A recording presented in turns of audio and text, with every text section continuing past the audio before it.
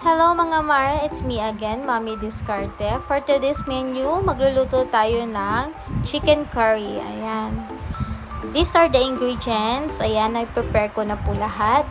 And then, as help tayo sa ating supportive husband, hiwa-hiwain ang chicken breast. Ayan, okay na. And then, magpapainit na tayo ng ating kawali. Lagyan ng mantika. At isunod ang bawang at sibuyas. Kasama na rin ang ginger or luya. Tapos ilagay na natin ang ating chicken breast. Ayan.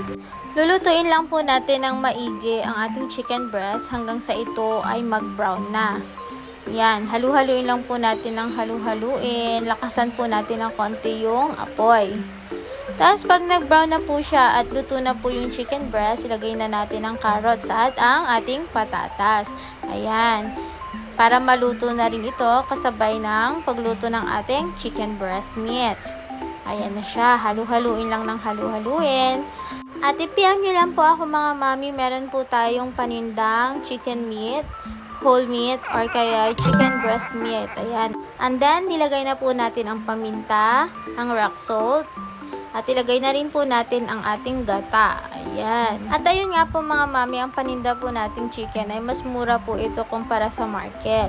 Ayan. Takpan na po natin ito at lakasan ng apoy hanggang sa ito ay kumulo at mag-simmer. Ayan na po siya. At it looks so delicious na nga siya mga mare. Lagyan ng sili, pampasarap ng kain. At kunin na ang isang kalderong kanin. Ayan. It's kain time na. Thank you for watching guys.